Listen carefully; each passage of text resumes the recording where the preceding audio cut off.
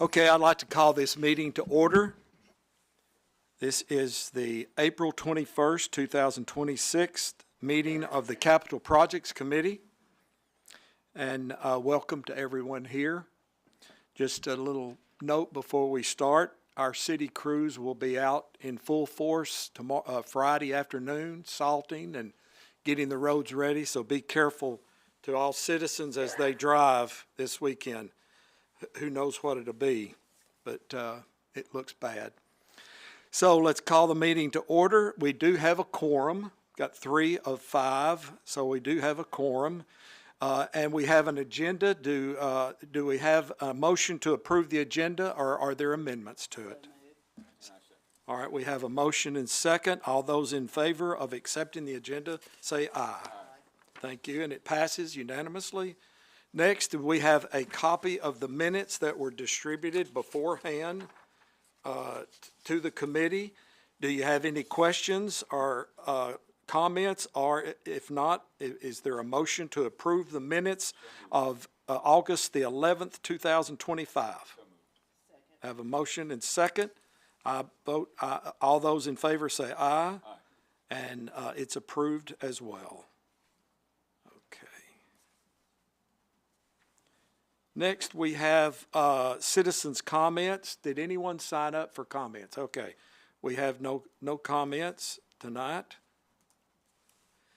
Okay, so next we're going to jump right into Roman numeral 5, and that is the GNRC update. And Stephen, our interim director of Public Works, will be leading our discussion tonight. I asked that this item be put on so that we could have an update on the GNRC. So, Stephen, if you could give us a little explanation of what the GNRC is so those listening will know what we're talking about when you give the update. Certainly. The GNRC is the Greater Nashville Regional Council. Is that correct? Okay. Just making sure I got the acronym correct there. And more or less, they serve as a conduit for distributing money to local governments for transportation projects. So it's kind of Reader's Digest. Yeah, and a lot of the money is federal money as well. Correct. Okay, so that's what it is. So what's an update? So we have our Transportation Capital Improvement Plan that we approved over this last year in 2025. All of the projects on that list were submitted to GNRC for consideration for funding. Okay. We're expecting that a draft amendment to be released in March, correct? And so we don't know which projects from the plan will be on that amendment, but we've at least submitted all of them in the plan. I think there were 32 in that plan that got submitted. Good. So, and then also as part of what we have going on for funding, we had a recent update in the estimate for the Drakes Creek Stop 30 intersection project, and so we've submitted an amendment request there for funding on that to make us whole for funding there. So can you tell us what the increase was? We knew that it would be more than it was originally estimated. Right. The last draft we saw, I think, had about $9 million in it in funding. The city's portion would be roughly 20% of that, and the new estimate was about $1 million more, so it was right around 10. So okay, we'd be looking at around $2 million as the city contribution to and that. Hopefully the GNRC will pick up 80% of that. Correct. Extra cost. Yes. Okay. Very good. Any questions regarding the GNRC update? Okay. Action items. All right. Moving on. We have the Drakes Creek road traffic study. Yes. We had consultant RK&K prepare a study for us, and they spent several months working on that. And this is really a summary of that report that they're going to present to us. And so I have RK&K here. Okay, and as he comes, I forgot to announce the committee members and also aldermen here. So if we would, let's start introducing Terry. Terry Goodwin, Alderman, Ward 4. Bob Garza, Alderman, Ward 3. And I'm Eddie Robertson, Ward 6, and we have a couple of aldermen in the audience. Rachel Collins from Ward 5, and Mark Evans from Ward 6 as well. I think is that the only? Okay, so I've covered that. Good. Got to be sure and cover my colleagues. Okay, thank you. Welcome to the city of Hendersonville, and look forward to your presentation. Thank you very much, and thanks for having us tonight. Let me say this in preference. The last time this intersection was discussed before BOMA, and it failed to move forward, was one of the critiques of that was that there was no traffic study. And so the city spent, how much was the traffic study, Stephen?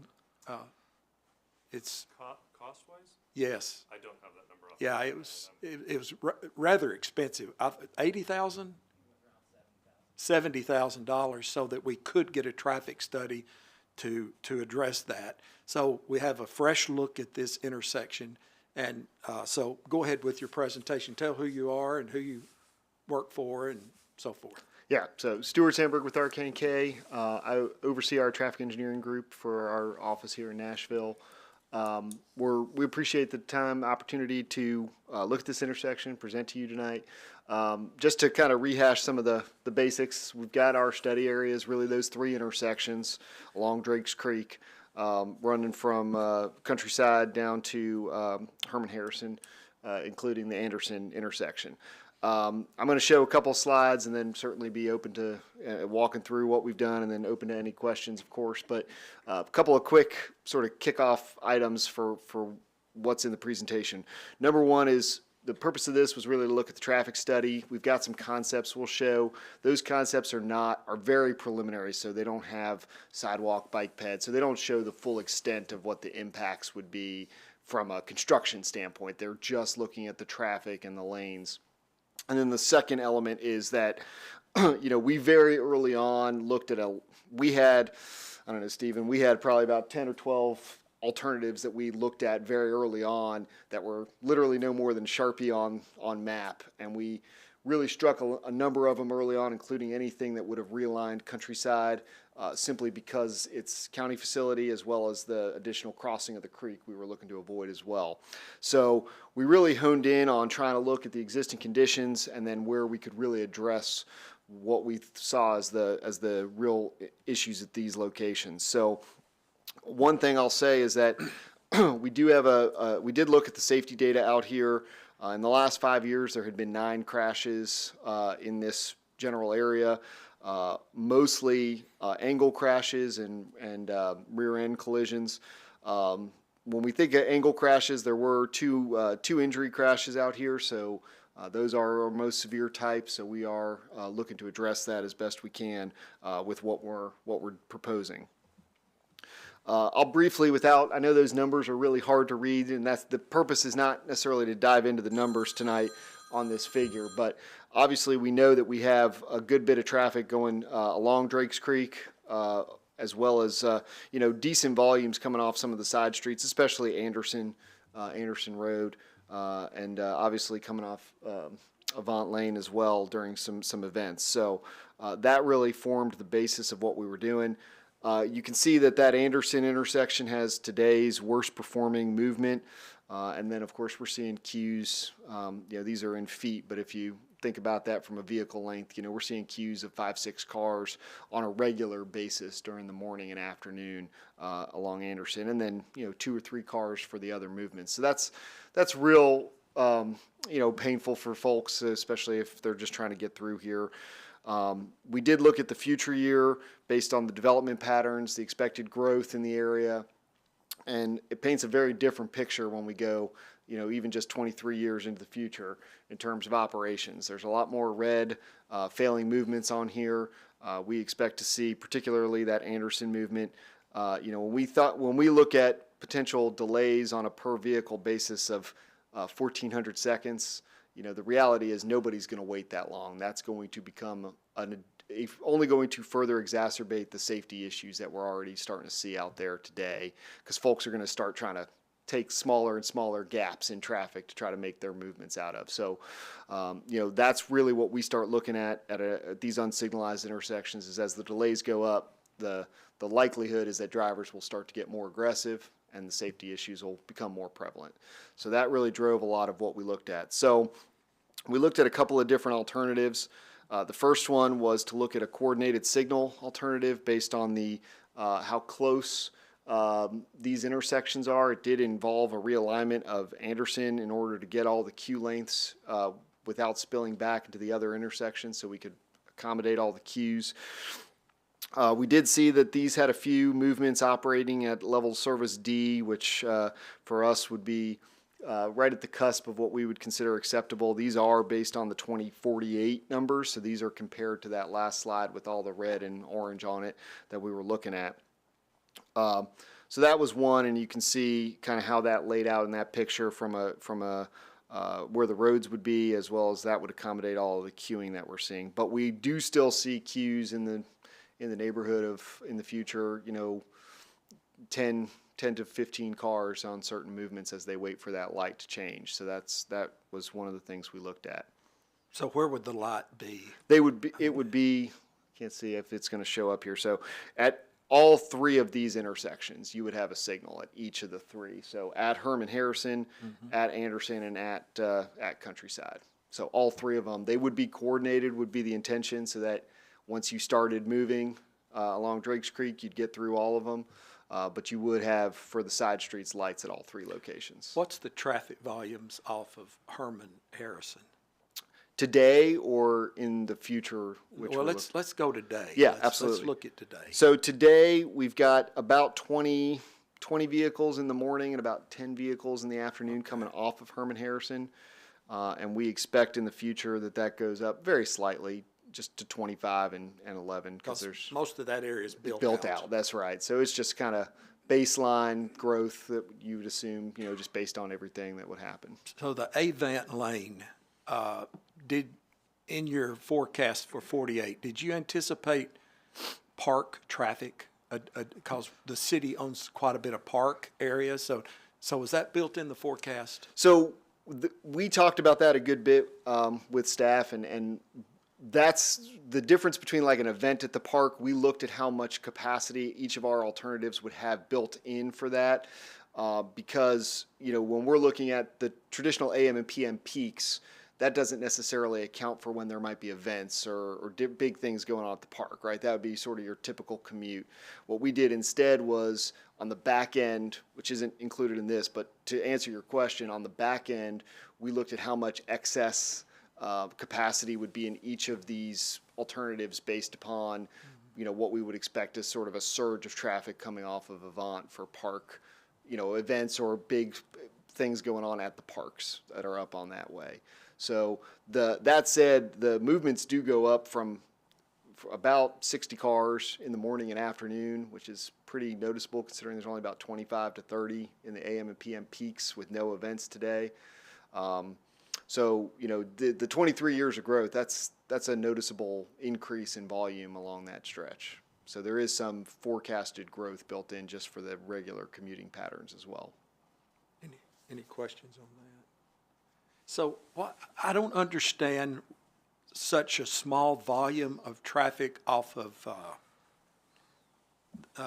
Herman Harrison. Why you even looked at a red light there? If there's 20 cars, did you say 20 a day? 20 in the morning and 10 in the afternoon currently. Okay. And does that justify a lot? It's really about the volume along Drakes Creek and the fact that what we were trying to avoid is when you look, and I apologize, let me go back to this picture.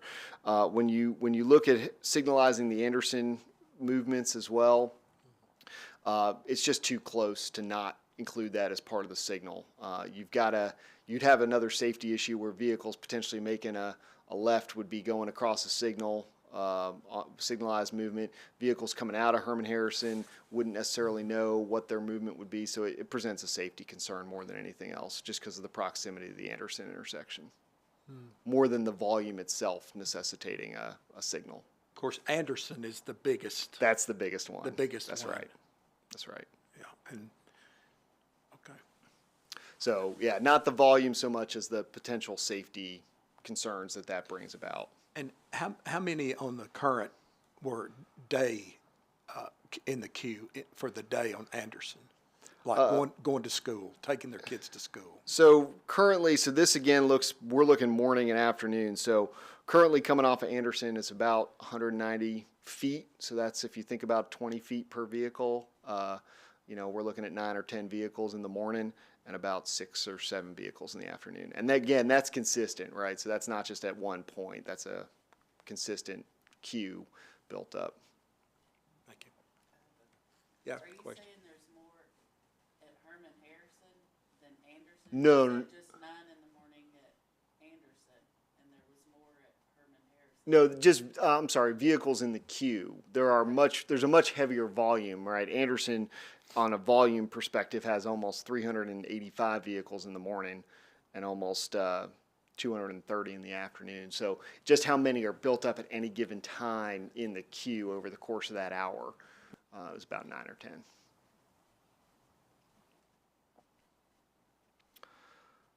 So that was our first alternative. Our second alternative looked at a roundabout where we would really funnel Anderson into the roundabout, and then again, because of the proximity concerns with Herman Harrison, we would bring that into the roundabout as well. That worked very well for Anderson and for Drakes Creek, but it does create, because of the proximity, some issues at Countryside for the movement coming off of Countryside as well, just because there's not going to be any gaps available for them to get into the traffic. So they would, those queues would build up as well as those delays. And so from that, we kind of came up with an additional alternative, which ultimately is what we're calling our preferred alternative, which is a roundabout which realigns Anderson into a circle with Countryside, and Herman Harrison would remain an unsignalized intersection. So it essentially wouldn't change really from what it is. Actually, it gets better because of just kind of the traffic flow in the area wouldn't build up to block it, but it essentially is what it is today. But the Anderson, Countryside, Avon, and Drakes Creek all function very well in this condition. We see very minimal queuing overall. 220 feet is, that's basically existing queues in 2048 any one movement. So that's along Drakes Creek where we see the southbound movement gets flows very well. Everything is as expected. It really works well. This is what we would call a two by one roundabout. So one direction has 2 lanes going through it. The southbound direction has 2 lanes going through it, and every other direction has a single lane. So this would facilitate all the movements. It manages the queues very well and keeps everyone moving along pretty good. So, staff, is that consistent with what we looked at, last year, 2 years ago on the roundabout? Or is this a different configuration of a roundabout? It's slightly different. This has an added lane in the southbound direction based on the expected volumes in, 23 years? 48, yeah. 2048. Yeah. So Okay. the previous version was 1 lane in all directions. So would this configuration require more right-of-way from the residents in that area than the previous one? Possibly. I would say yes. Okay. All right. Continue. Any? No, this is just for the board at this time. If you'll write down your question and give it to me, I'll ask it though. If you write it down. Okay. Go ahead. No, that was it. That's sort of the summary of where we're at. We think that 5-leg roundabout, we've done a number of them over the years. They work very well, very intuitive for drivers, and because of the way the grades work, it would fit in nicely, and it will also serve nicely for bikes and pedestrians who want to access park areas up along Avon as well. So. That's kind of the summary of what the work done and the conclusion of the preferred alternative that we have at this time. So, one of the aldermen, when this was earlier discussed, go back to the diagram of the the option one, I guess, is looking at option one. One alderman suggested closing Anderson to Drake's Creek and reverting it to Countryside across the creek. Did you look at that alternative? We did. It would overload because Countryside also carries not as heavy a volume as Anderson by any stretch, but it does carry it's probably the second heaviest on a daily basis movement, as well as in the future. There is some projected growth is there as well. So it would overload that movement in particular, and it would make it real difficult to make any of these options function in the future. Because of what? Because of Why the would total volume combined between Countryside and Anderson. Thank you.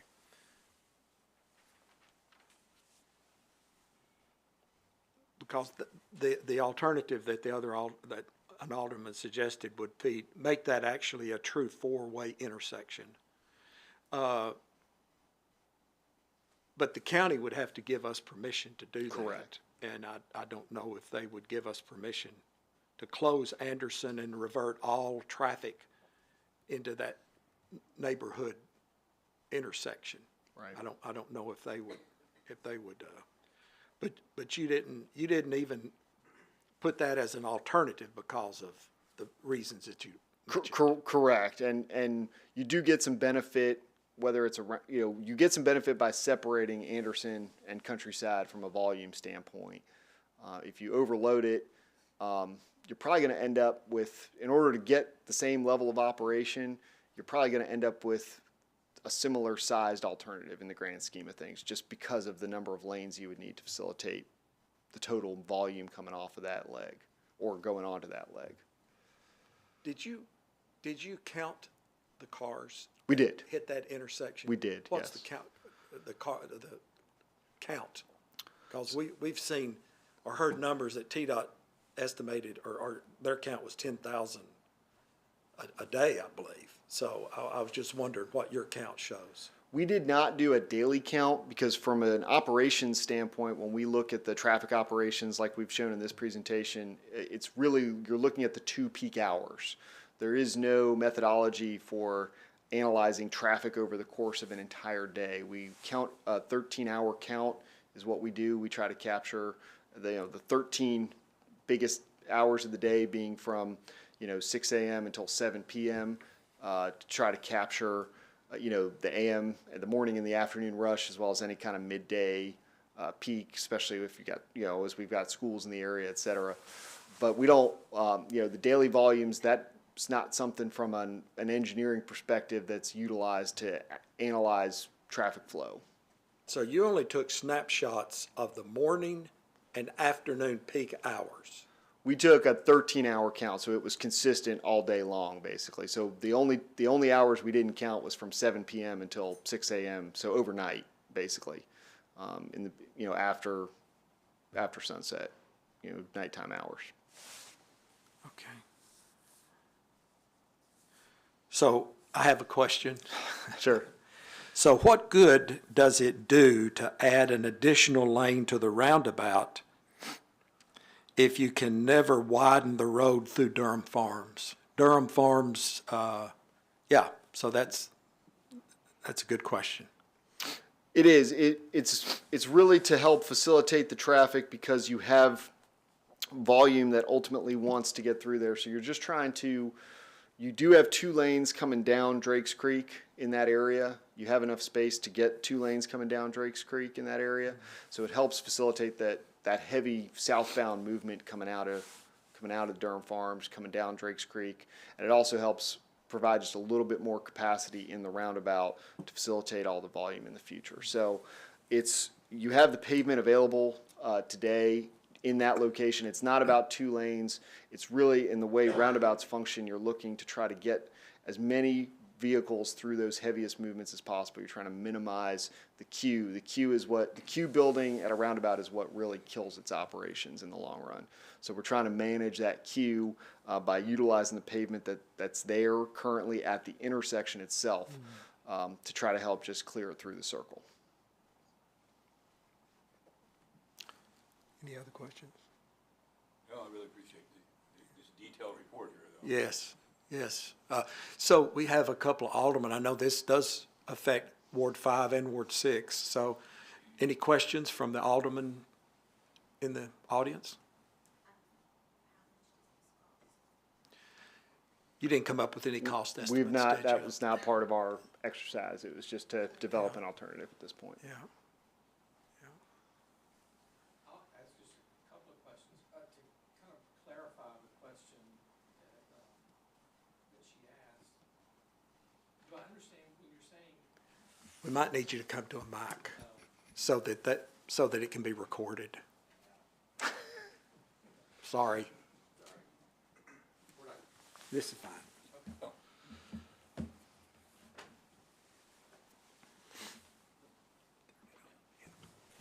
So my question, I want to go off of Ms. Kimbrough. So the two southbound lanes, would it, to explain it better, is one of them more to facilitate the traffic coming out of Durham Farms and the other lane is to help more with the flow of Anderson and the other roads? Is that kind of how it's envisioned? Yes. Okay. Yes. Because that was a good question she asked. I had another question. I can't remember what it was.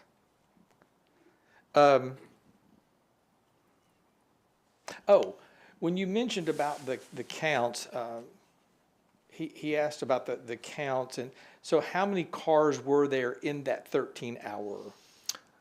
I don't have that number Okay. off the top of my head. Because that just kind of gives me, because as decision makers, as people are trying to juggle the information, we have been told, in that area, I'm not talking about just in that intersection, but in that area, a lot of cars, but it kind of would help not only just the peak hours, but also having an idea of what cars we're talking about in that 13-hour segment. Yes, actually, I do. If Okay. you don't mind me just reading directly out of the back of the report here. For which movement specifically, I'm sorry, were you asking, I'm sorry, sir, you were asking, I think for Countryside, or I can give them for each movement, but, so for Countryside, and I do apologize, I'm doing this math in my head as we talk here. So in the 13-hour period, coming off of Countryside, we had about 3,000. Drake's Creek is about, Hold it. That hold on, can't I'm be sorry. right. No, we've That got, can't be I apologize, I'm trying to read from this very small. Take your time. This is not an inquisition. So I'm sorry, for Countryside, got to total up the right columns here. We've got about 500 during the day, or during that 13-hour period. That's, all right, tell me what that 500 represents according to your study. That's cars coming on, Off of Countryside to Drake's Creek over a 13-hour period. 500? Yeah.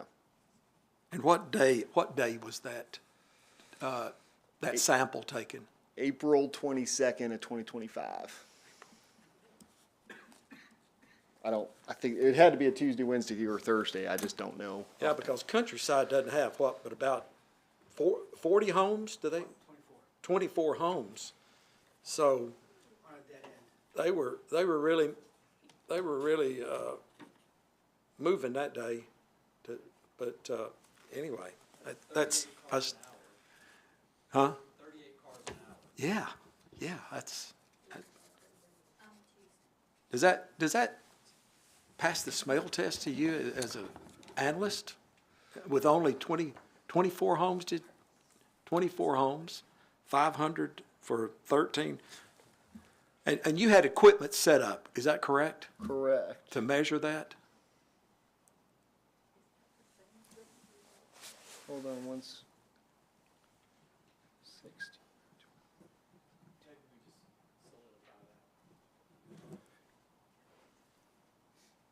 I'm sorry, that was, I'm writing this down now. So going right, I had the wrong numbers here, because we've got 5 different things in here, so April 22nd, 2025, right turns off of Countryside for 13 hours were 14. Yeah. Throughs were 2. Lefts are 81. And lefts to Anderson were 12. Yeah, So that's 100 vehicles. yeah, that Coming makes off more of sense. Anderson, we had 93, we had 1,800 vehicles coming off of Anderson.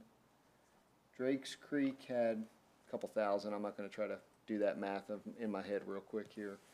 And Avant had about 300. Okay, So okay, that was a Tuesday. yeah. So my apologies for the confusion. It's And quite small. Stephen, a copy of this traffic study is available for anyone that would like to have it. How can it be accessed? Just a request? Request. Okay, Yeah. so if anyone that would like an actual hard copy of it, if you'll make the request to our public It would Public probably Works. go through our city recorder, through our public records request process. I don't want to do that. Can't we do? I mean, we could email copies to Yeah, all of you. yeah, I don't want to go through a records And I can request. have a couple of copies printed out at the front desk if you want to stop by. as Okay. well. I mean, those are options. Okay, all right. I want full transparency on that. Okay. So what's your recommendation? I mean, is that intersection a mess? It poses in the long run, it's going to continue to pose the safety problems. 9 crashes with 2 injury crashes in the last 5 years. I mean, as far as we're concerned, that's a pretty decent number considering the overall impact out here. When we look at the future volumes, the future growth in this area, just to come back to this slide for a second, if we do nothing, we do anticipate, obviously, this would be delays getting significantly worse, and as I mentioned, that is prone to create additional safety problems. So I think the opportunity to address this through the construction of a alternative that would alleviate those delays significantly is both a safety benefit as well as an opportunity to keep traffic moving better. So that's where we really think this. Roundabouts are not just from my telling, federal highway, US DOT, roundabouts are a proven safety countermeasure. So it's something that we do look at as a means of providing safe transportation.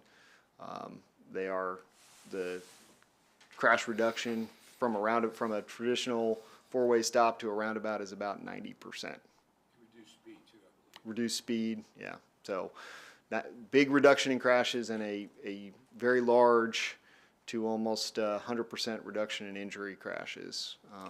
So the opportunity to provide the safety is Alternative paramount. 3 is what is Correct. preferred. Yes. I guess that would be Correct. the consultant's recommendation. Yes. That did a traffic study. Yes. Okay. All right. Any questions? Okay. All right. Thank you very much for Thank you. being here. Thank you for the study. And again, that study will be available to anyone that would contact the Public Works Department. We'll provide that available. I don't know if we want to put it on the Public Works webpage, a link. That might be easier just to put it on there, but staff can talk about that. Yeah. Okay. I do think that there's one important element that I should bring up. Going into this study, RK&K had no knowledge of what Gresham Smith had done for the design at that intersection. So this study was completely independent of that without any prior knowledge of that project. Okay. I think that is relevant. Kind of a fresh look at it. Yeah. Fresh. So what do we need to do? What are you looking for this committee action on this item? I guess what our next steps will be. Do we want to go further into design on this? Do we want to start thinking of it as a project that we want to proceed with? Is really kind of potentially the next steps. Comments on the board? We've been here before. I like having the traffic study though. Yeah. I know it affects 2 homeowners here. I understand that tremendously. It's pretty hard to ignore what it's going to help do for this area. I mean, I know both of you guys in Ward 5 get calls daily probably about the traffic there. So we've got some more work to do, I think so. I think we're gonna have to do a better job presenting this one versus the last one. But it's hard to ignore. Yeah. It's hard to ignore. So my suggestion, committee, would be this, is that we take this study under advisement and the study be shared with all of BOMA. Has it been shared with all of BOMA? Mr. Eckenroth, do you know? If it hasn't, it will be. Okay, so I think we need to share it with all of BOMA, let them look at it. And before this committee takes action, I would like for the two members that were unable to attend, Alderman Sassy and Skidmore, to be here to help in the deliberation. So at this time, I would just say take it under advisement, and it's an item that we will tackle at the next Capital Projects Committee meeting. Do you need a motion for that? I don't think so, but if, Ms. Collins, Alderman Collins. Can we do a resolution of intent for BOMA to vote to see whether or not? I don't know. Have we ever done, that's an interesting concept. Have we ever done one that you're aware of? Yeah. Yeah, no. You know, what we don't want to do is, we don't want to spend a whole lot of money on a cost analysis if the board has not changed its opinion. And So. our previous plan that we did not do appears to have used less of the homeowner's land. Right. So we look at that again. Yeah. And we did a cost study on that. We have a cost, well, it's stale now, but we did do a cost study on that. I tend to agree with you. If we're going to consider one, I would like for something to address the traffic today, and that would be the smaller roundabout. But Alderman Robertson, some of the comments that Alderman Collins is making here are not being caught because of the oh, I'm sorry. microphone. So I'm I sorry. don't You know wanna- if it's relevant to be heard. Yeah, Alderman Collins suggested, could BOMA do a resolution of intent? And the resolution of intent would kind of determine the support moving forward before we spend any more money on cost estimates and you know, all of that. So what's the committee? Comparing this with the previous that used less. Yeah. I think we gotta get the whole board Yeah. on this first, and then I'm totally for looking at that without question, but I want to get the other two members here.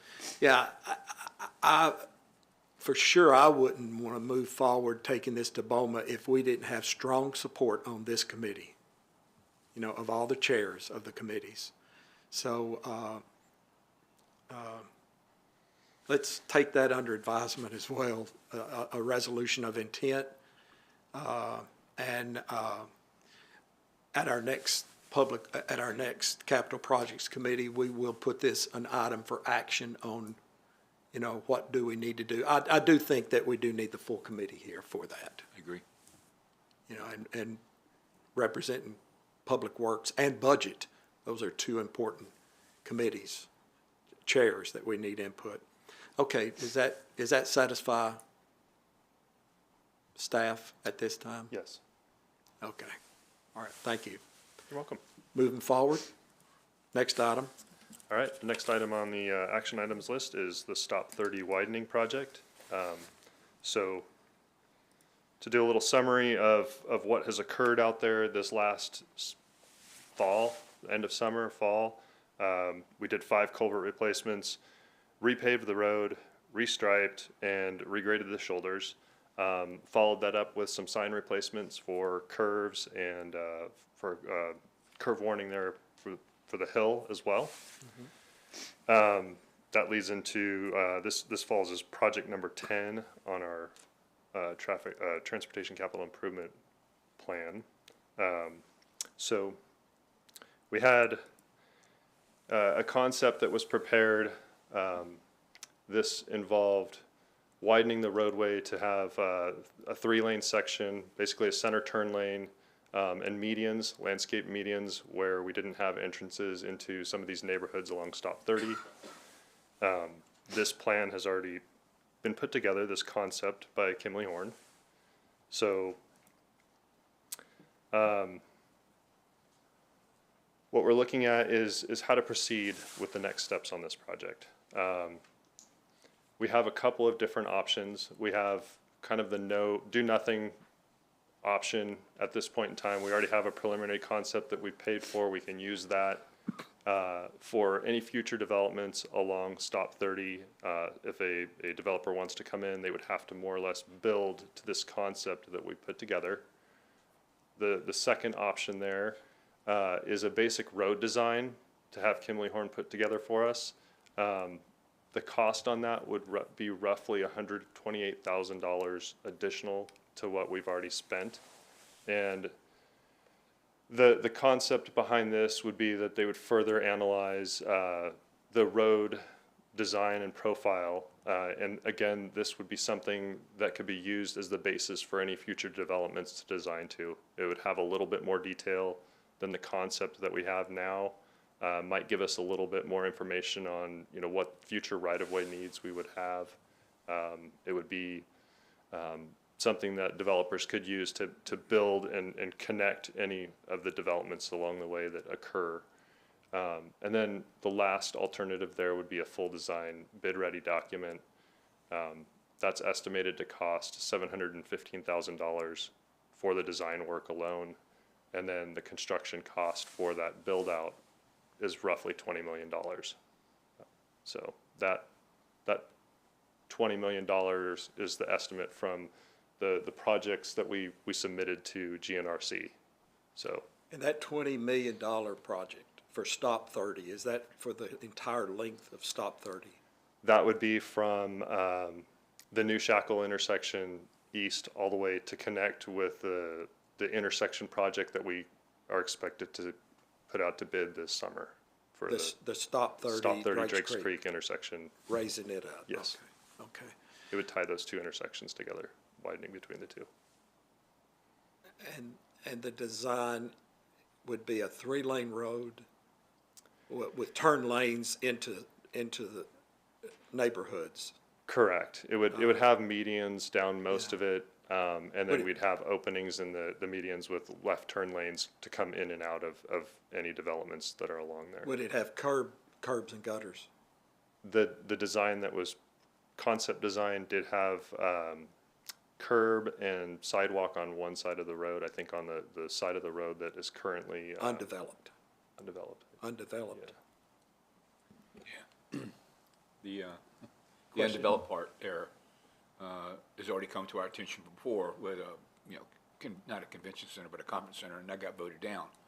But there's two pieces of land there that have very motivated sellers. And I think they're zoned for 198 single-family homes. So is our design looking at that as a possibility where the developer had to come in and change things? The way that this would be put forth is that we would have a design in place, like if we were to go with the basic road design, right? The intent there was to have something kind of vetted enough that if a developer came in, they would be responsible for building their portion of road to align with that design. Okay, So, thank you. yeah, you're welcome. And that project is the basic road design services, Yes, the 128,000. correct. So, does the staff know if there's any movement on that property on Stop 30? Planning Department, do we know if there's any discussion on developing per the zoning, existing zoning for that area? There's not. There's not. Okay.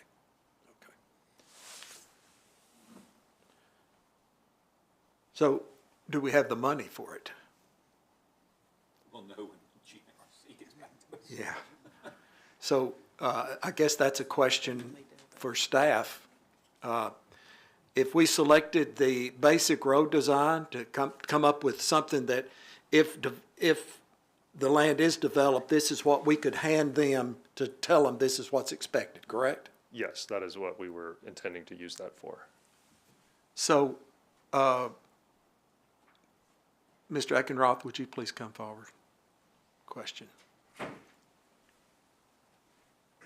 So in the current fiscal, in the current budget, we put so much money for new roads and development in the PIP fund. Have we exhausted those funds yet? I mean, it's about $1 million, wasn't it? Yeah, between PIP and general fund, there was a little over $1 million in PIP, but between both of them, there was $3 million. And we plugged in the basic road design.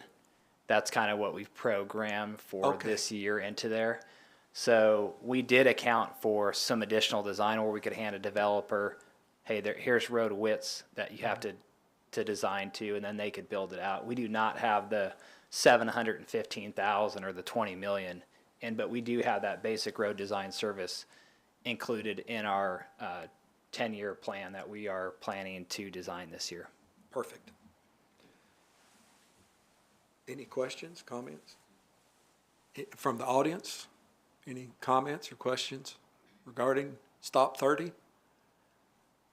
Please, Alderman Evans, please come forward.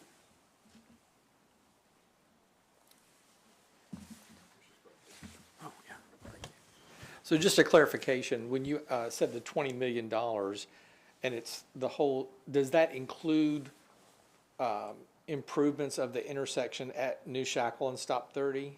It does not. It does not. This is merely widening, because we have another project on the list, Okay. right, that is separate for the New Shackle and Stop 30 intersection. And then what is the thought, you presented this to GNRC, is it considered an 80-20 split also? Is that what we're? If it were selected as a project, it would generally fall as an 80-20 split. Okay, thank you. Yes. How much extra would it cost to include, it's a good question, on New Shackle and Stop 30? Because it appears to me that there are two choke points on Stop 30. We're addressing one with the raising up and improving the intersection of Stop 30 and Drake's. The other choke point is New Shackle. And as I drive Stop 30 toward New Shackle on our way to Costco, by the way, in your ward, a lot of the traffic is wanting to turn right toward Beach, toward the schools, and there's no queuing area for them to turn and to improve the flow at that. So I'm wondering, could we also put in a basic road design improvement for New Shackle and Stop 30? I just got there. Yes. So the cost estimate as it was submitted to GNRC was $2.7 million for doing improvements at that intersection. So that's not necessarily for the design work, but for the construction costs. Well, all I can say is, I mean, the city has made great improvements in Stop 30 by putting a small shoulder on the road. Mm-hmm. It has helped immensely. And with the Stop 30 Drakes Creek Road improvement, it's going to be even better traffic flow through there. But that other choke point, though, is to me, living and driving, every day on that road out there is so important. So we don't need so if GNRC picks that project, I mean, have we ranked the projects to the GNRC? Would you mind, Keith?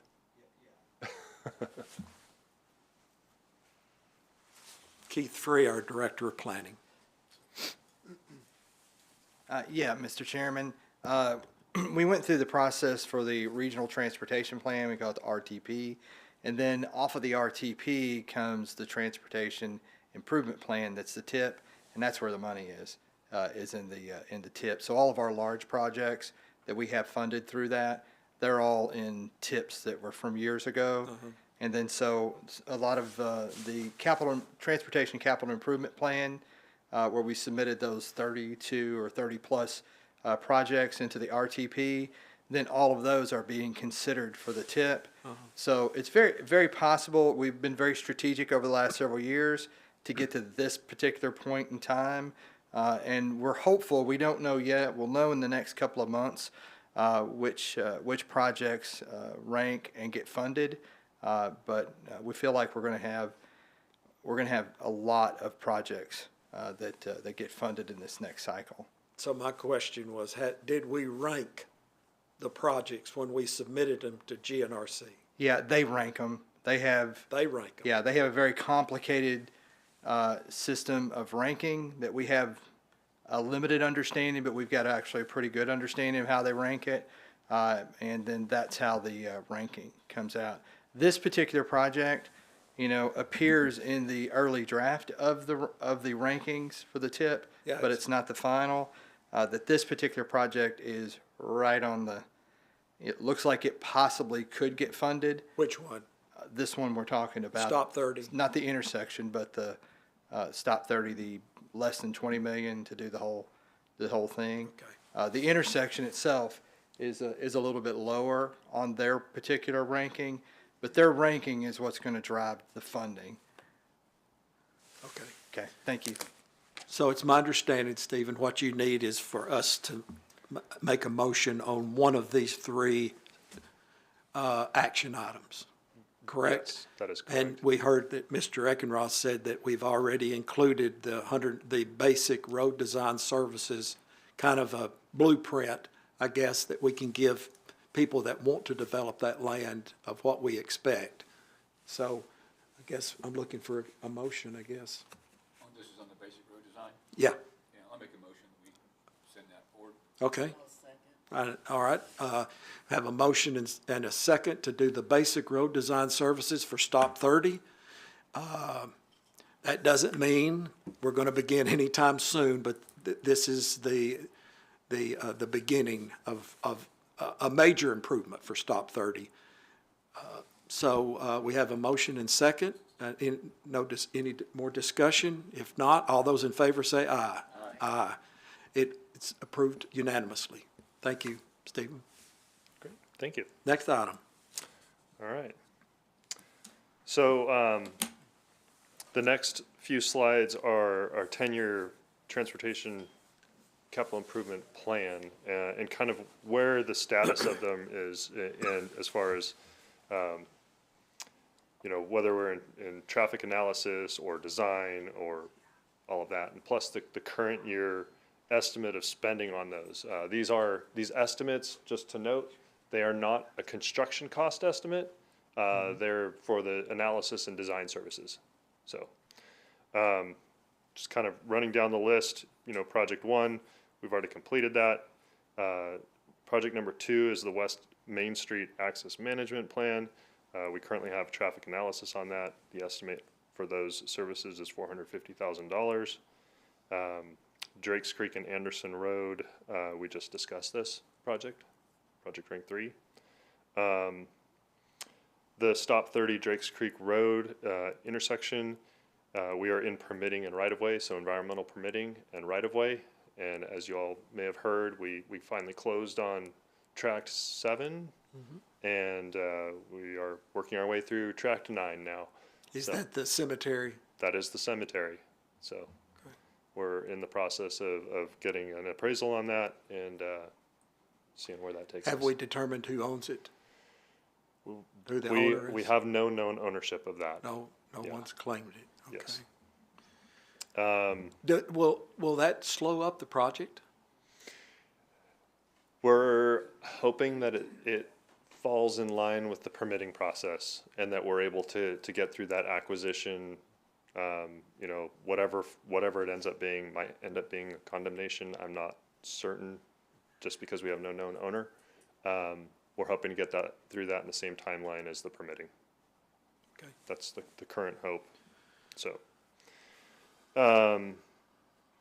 Indian Lake Road school zones, we have consultant selection pending on that one. We're estimating our current year spending on that to be 400,000. The Walton Ferry. Now, wait a minute. This was this in the original 10-year plan, the school zone Yes. improvements? It was. Project rank 5. Okay, okay. This is just making it safer. This is just making it safer to cross? The intent is to address the traffic issues that are occurring along Indian Lake Road. Okay, Yeah. so yes. Yes. Okay, thank you. Vehicular and pedestrian, I think, are both considered in that. So, Walton Ferry Old Shackle alignment, that's currently in construction. We have exit 8, Saundersville Tunnel, it's in design. What does that mean in design? The consultant is preparing right-of-way plans and design plans. So, So trying to work our way through presenting a design to address the issues with CSX, getting a track approval plan. And who's doing the design on that? AECom. Okay.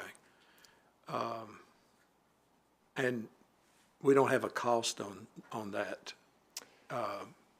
No, because that project already has a separate project ID that we're paying Okay. for it, not from the Okay. PIP and the general allocation we have. So the design has to be done before we can start purchasing right away. The right-of-way design, yeah, yes, it does. So has the state given us approval to move forward with the design phase on this? We're working through the design, yeah, and right-of-way is anticipated purchasing to begin fall of this year. Okay, That's okay, the expectation right now. okay. Let's see, we have New Shackle, Island Road, and New Shackle at Stop 30 intersection. Those have been submitted to GNRC. As you can see, we are also intending to get some consultants on board and have some studies done there. That's why we have $150,000 earmarked for each of those. So this is kind of tying into what you were asking with that intersection improvements at Stop 30 and New Shackle. So we're intending to bring a consultant on board to do some studies. A quick question. Certainly, New Shackle Island is a state road, correct? yes. So we're having to work with the state on this, or are we just going this way and then we'll ask them later? The studies wouldn't necessarily involve them, but if we had any construction or design that occurred, we would Would then. certainly have TDOT involvement. Okay, thank you. Yeah. For Stop 30 and Drake's Creek, project number 10, this is the one we just discussed and made a decision to proceed with the design, basic design plan. Yes. All right. New Shackle Island, this is the Glenbrook, project ranking number 11. Basically Glenbrook up through the Stop 30 intersection, or just below the Stop 30 intersection. We have consultant selection pending on that one. Anticipate $300,000 to accomplish that study this year. That's a terrible, that's a terrible traffic jam there. So, good. New Shackle and 386 ramp improvements. Again, this one we have consultant selection pending for some limited design, estimated cost of $50,000 in this current year. I'm skipping project 13. I do have a small update later on something that kind of ties into project 13. But at Dayflower, we have a right turn lane that's currently in design with a current year estimated spending on that of $300,000. And that kind of also connects in with this Innsbrook and Saundersville intersection, which is currently in design with an estimate of $450,000.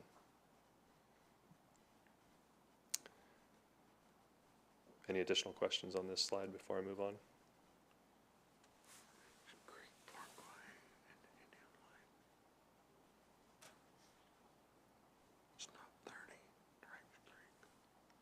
What is number 20? widening Drakes Creek Road. Stop 30 Drakes Creek, Phase 3. Phase 3.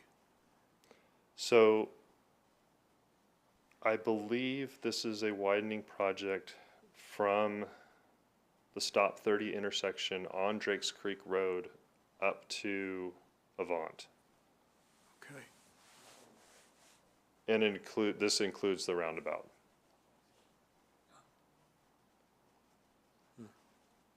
So number 17, is that, oh, thank you. Number 17 is the additional turn lane from Maine onto Saunders Ferry. Correct. That's a long wait right now. Yeah. I know we haven't got anywhere on it yet, but that one's another one needs some work. And a very complex project too. Well, I'm sure.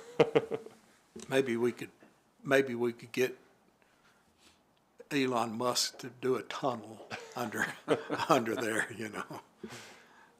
It is bad. It's bad. I came by it today and it was horrible. Okay, any other questions regarding the 20 projects? All right. Okay. All right. So this is the last of these 30 projects here. We have the Rockland and Imperial intersection. We have a survey and concept in process on that with a current year estimated spending of $87,500. And I think Jesse was going to come up and have a little discussion on this one as well. So what's the status on it? On this particular project? Yeah. So we have a traffic engineering firm Okay. analyzing the intersection, and we also have a surveyor gathering survey data for that intersection. Okay. For potential intersection improvements at that location. Okay. I just wanted to touch base on this because it is 25 on the list and we are spending money. The reason that we jumped on this project was because we had a developer come to us who's recently, there's kind of two developers who are involved. One does land leases, and then Wawa wants to come on top of that land lease and put a building up on the corner of Rockland and Imperial. So they're going through some studies to see if that's an option for them, but they purchased the property. And so when we heard that they wanted to come and build there, we knew that we had a roundabout designed for that area. So we wanted to get a survey and a concept done, so when they build, if they do end up building there, that they build with the roundabout in mind. So when we go back in 5 or 10 years, we don't have to tear up their site and get, right away from them. So what we're doing is we're laying out a rough survey of the roundabout so that when they come in and submit plans that they could build their development with that in mind. And hopefully it gives us some opportunity to also revamp the post office. Their parking lot isn't the best, and we have the option to take a street right in front of the HPD building right there too. So we're looking at possibly making that intersection just a lot better with a roundabout. So we wanted to go ahead and get a design in place so that if it's Wawa or someone else when they come in and build, that they can build with that in mind. We don't have to go and tear it out later. Have you talked to the church across there? Because their traffic is affected at that intersection as well. I did. I went and talked to their board, and they seemed very open to the idea. They understood that intersection, they're not favorable to the existing condition of that Imperial and Rockland intersection. They understand that it just doesn't operate that well. So they were generally receptive to it. A roundabout we might need to go into that parking lot a bit and use some of it. So we just said we'd have to, once we got a survey done, I'd have to go back and talk with them, but they seem generally open to the idea. We have Alderman Bergdorf that joined us. Do you have any questions regarding this project? I think it's in your ward. It's close to my ward. It Okay. certainly affects my neighbors. So we can touch base on details regarding that project later. Is it primarily at the old bank building? Is that what you're looking at? Yeah, okay. I'm sorry. Yeah, it's And Crystal? Crystal Burger in the old bank building. Okay, nice. All right, that's kind of But don't do anything to close my crystal now. I've got to have my crystals. Bring on Wawa. Well, okay. All right. Thank you. All right. All right. Continue. Just one other question here. Okay. Number 26, Masker Bridge. Is that little tiny bridge that two cars can't go through at the same time? Yes. Okay. What would you straighten that out and make it safer? Is that a real big intersection or Angle? That's the state bridge at the entry, the west entry to Main Street. Oh, That's a state project. Because that bridge falls in the county. That's why I Okay, the state is actually doing that project apparently. okay. So, Okay, may I move on? Next slide. thank you. All right. And this just finishes out the 36 projects on that list. No real change in status on any of these just yet. It's a heck of a list. It's a full list. Yeah. It's an ambitious plan. And at the bottom is the current year available. It shows the PIP, general fund, so a total of $3 million. That's what Mr. Eckenroth said earlier. Correct. Okay? Yes. Yes, Ms. Bergeron. About the details of 32 and 33. Yes, please. 32 and 33, tell us. 32, to my recollection, that would be widening portions of Sanders Ferry Road to improve safety along that section. Obviously, a difficult section of roadway to widen. We have Army Corps property along much of it. So the project number 33, that would be making intersection improvements at the Imperial and Sanders Ferry Road intersection. And I think Jesse might want to touch on something. You know, one thing to mention too, planning just got, I think we just approved a site plan over off Saunders Ferry, or that's coming up, 120 Saunders Ferry. And so what that developer is doing is widening a portion of Saunders Ferry. And so there's another development, I think, that is available just to the south of that development as well on Cages. So hopefully by the time, you know, we get to these, obviously we're spending everything we have with our more top ranked projects. So we've exhausted, we're spending 2.98 million of our available 3 million. But hopefully as some of the development comes in, they're going to widen the road and make some of those improvements on their dime and not our dime. So that's great. We're having a very attractive building coming in on 120 Saunders Ferry, and they're going to widen the road with it too. So it will take care of some of these, it will reduce some of the city costs, and it will improve the roadway. Excellent. Okay. Any other questions from the board or aldermen in the audience regarding the plan? Okay. All right. So moving on to discussion item, let's see, discussion item number 4, the West Main Street Access Management Plan. This is project number 2 on the ranking list. And the concept behind this project is to reduce conflict points, consider medians along portions of West Main Street. The examples here on the screen show you the number of conflict points that exist with a, in this case, I think it's 3 lanes in one direction, 2 lanes in the other with a center turn lane. All the red dots indicate points where there's conflict between vehicles. When you install medians, you reduce the number of conflict points significantly. That's the lower right picture there. And this project kind of ties into what planning is going to be presenting on next, which is some median projects. So I'd like to. So, Stephen, does the raised medium reduce the lane availability for handling traffic? I mean, I guess where the raised medium is now, there's traffic flowing on that, right? Correct. Or crossing it to enter, if you're turning out of, let's call south on the sheet, right? If you're turning left to go east,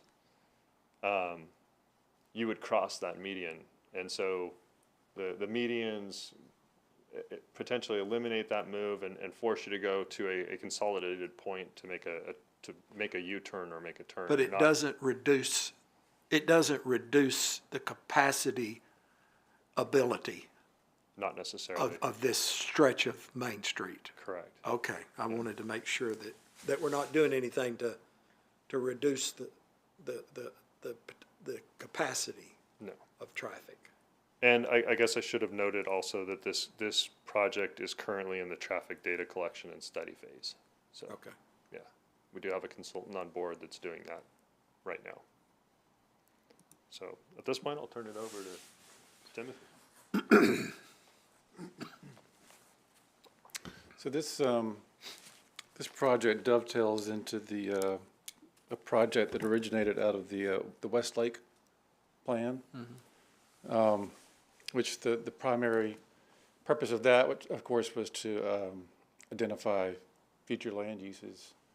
But it also identified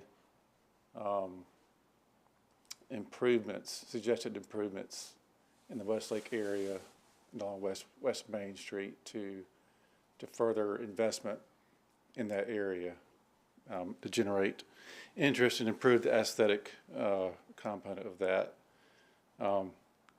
So one of those was the landscape medians. It's just to provide landscaping, straight trees in the center medians to help soften some of the harshness of that is West Main Street. So that's what this slide is showing. The access plan will identify.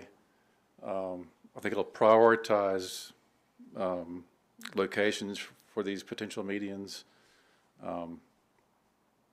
So this project is pending the outcome of that. And then the other project, which is that was identified in the Westlake plan, was to provide gateway signage. The plan called for 3 different sub-districts in Westlake and recommended doing identification signage to identify those sub-districts. So the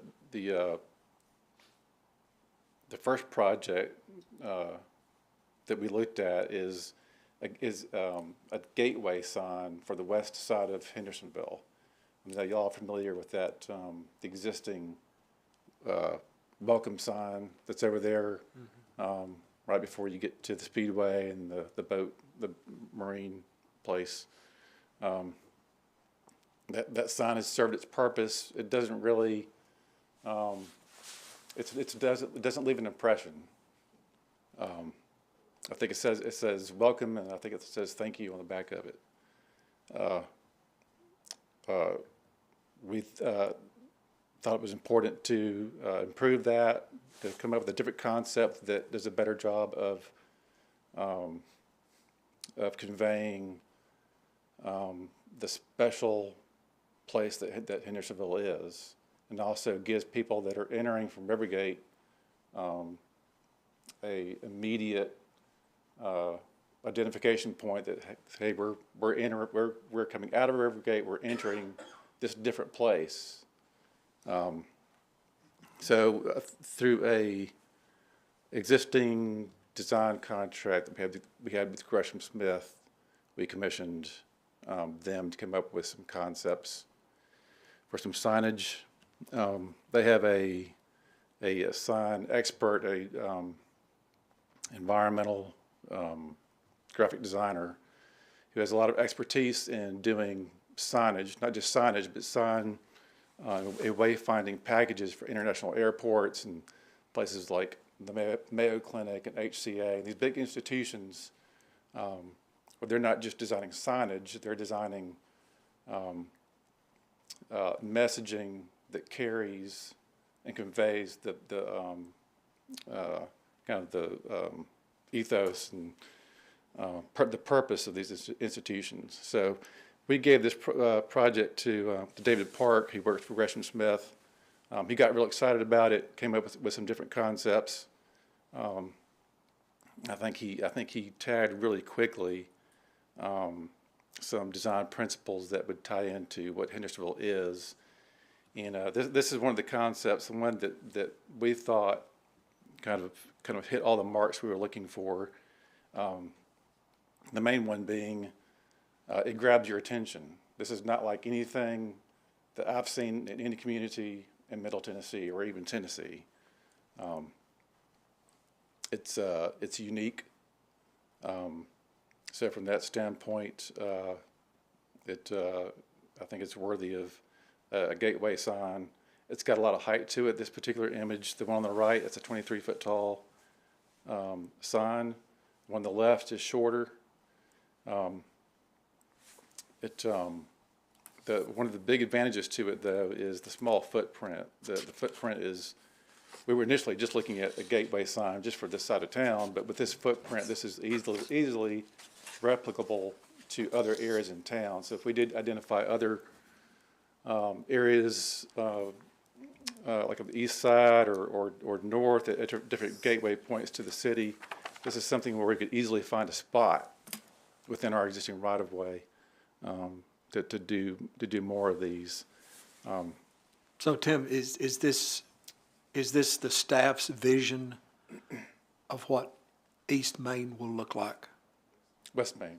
Well, I'm sorry, West Main. West Main will look like? Yes. After it's completed? Because I noticed that there are no overhead utility lines crossing the roads. So I'm glad that that's in the staff's thinking, because that's the aesthetic So yeah, well, difference maker, I believe. right. I think this image is true to life. There are power lines there on the left side of the image there. But yeah, certainly the overhead power lines, that also figures into our, overall hope for what West Main can be, is, trying to reduce the impact of those. So I will just point out some of a couple of the components of this sign that David picked up on. Is the top of these little arches here are, they imitate a sailboat, the curve of a sail on a boat. And then there's the size and scale of this. It doesn't look like a lighthouse, but it kind of evokes that kind of feel to it. So those things pick up on the lake motif of the city. So Yeah, I thought it might be a speaker. We could play Rocky Top on it. No, there's no speakers. Okay. It does have a light at the top of it. It's kind of a not a corrugated, but like a rippled kind of glass fixture there. Not for a searchlight or anything. It would be, this would be very, understated, but.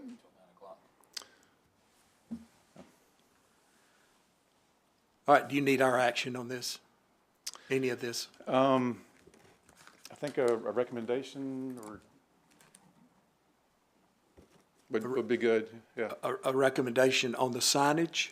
On the signage and the medians, the landscape medians. I'll make that recommendation. I'm all for this. It's part of what I ran on 3.5 years ago, Okay, updating West Main Street, so. okay. Good. Have a second? Have a second? Okay, and so we have a motion and a second. All those in favor say aye. Aye.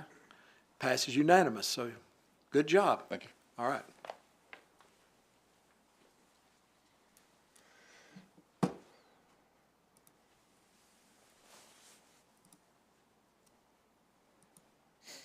All right, moving along, project, or item number 6, the LED conversion update.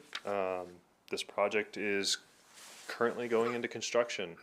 We anticipate the contractor starting work anytime. They are securing a place to bring materials and equipment, and we should expect to see some movement soon. So I would anticipate some occasional traffic impacts. During our pre-construction meeting, we talked about times of day that they could work. It was during non-peak times. So generally that 9 o'clock to 2, 3 o'clock time frame when schools are not being let out or people on their way to school. So Does this include the LED conversion in the parks as well? Or is that a different project? I think that's a different project. Okay. But Okay. yeah. All right. These are just street lights. These are all the street lights. Okay. So And the streets are Main Street, Shackle, New Shackle. this is all of the NES owned street lights in the city. Even So in this is- neighborhoods. The map on the screen here covers, all of the neighborhoods and Okay. streets. Okay. So Something to take note of, the neighborhood lights are a lower intensity LED than we would have along Good. our main corridors. So Good. we did actually have a couple of lights installed down on Lake Terrace to see the difference, and it was unanimous to go with the lowest intensity light for neighborhoods. So Good. anticipated completion is what did I have here? September of this year. So Wow. And that was budgeted, so we're on budget. correct. I hope that we can bring it in under budget. So, all right, good. All right. Project number 4 on the list was the Drakes Creek Stop 30 intersection. I touched on this a little earlier. The current estimate, while we have it at 9.2 million, we had a revised estimate recently that put it at more like 10.8 million. We've already been in communication with GNRC to address the funding difference, and expect to hear back on that in March, I think, is the anticipation. And we're still proceeding through right-of-way and permitting.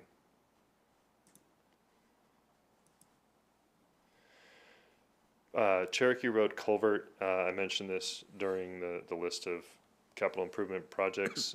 Project rank 13, while this is not directly related to the Cherokee Road school zone improvements, just a note that the design takes into account that future project. So the culvert that's being installed there will allow for widening of that roadway for that particular project. Can I ask you a question on that? Because I've gotten a lot of complaints. Do you have an estimated time frame that they'll be finished with the section that they're currently working on? For Cherokee?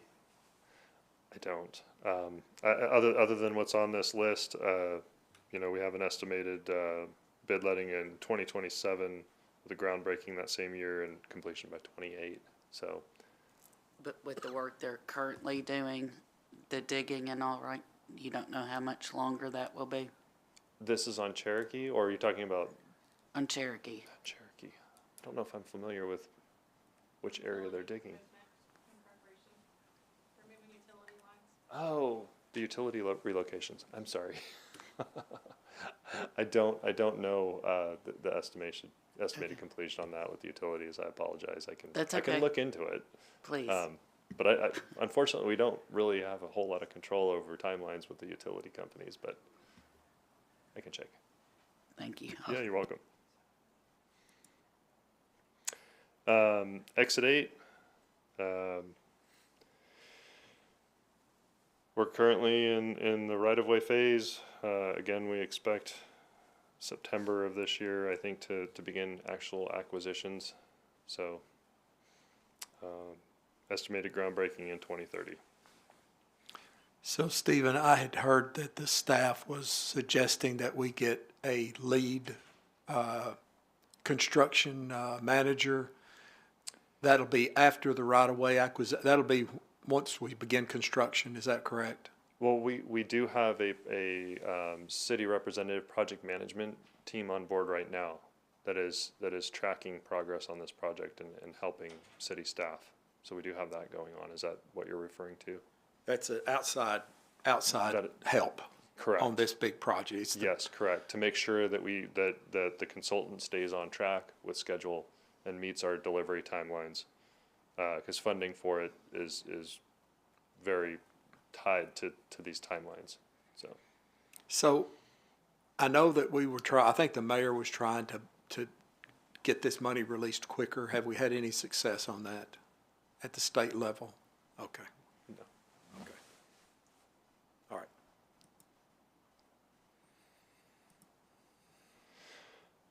The signal synchronization project. So, we had the government shutdown that kind of held up funding on this one, but we finally got a notice to proceed to construction from TDOT on 12/23/2025.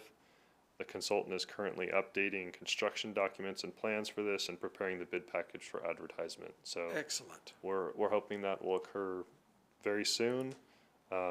This project updates some detection at 31 intersections. So really the outcome of it is more reliable detection, and, some ability to monitor activities here at specific intersections and make adjustments with that new connectivity and increased efficiency with detection.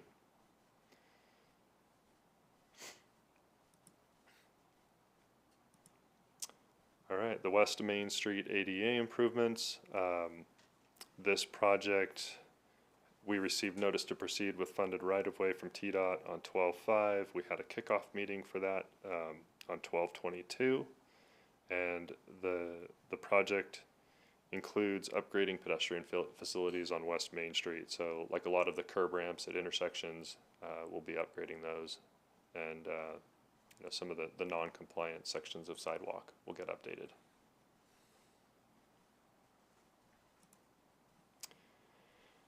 Rockland and Imperial improvements. This again, we kind of already touched on what we have going on here.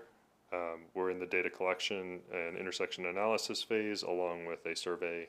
Again, the survey will be helpful in proceeding into the design phase. So those are in progress right now. Dayflower right turn lane, that's currently in design. And finally, the Innsbruck-Saundersville intersection, that is also in traffic analysis and design phases. That concludes what I have.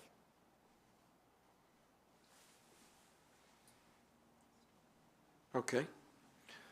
So, any questions, comments from anybody? Good, thorough report, Stephen. Thank you much. Thank you. You got up to speed real quick. I didn't have a choice. So, is there any other business? Okay, so I need a motion. I make a motion to adjourn. Second. All those in favor say aye. Aye. We are adjourned at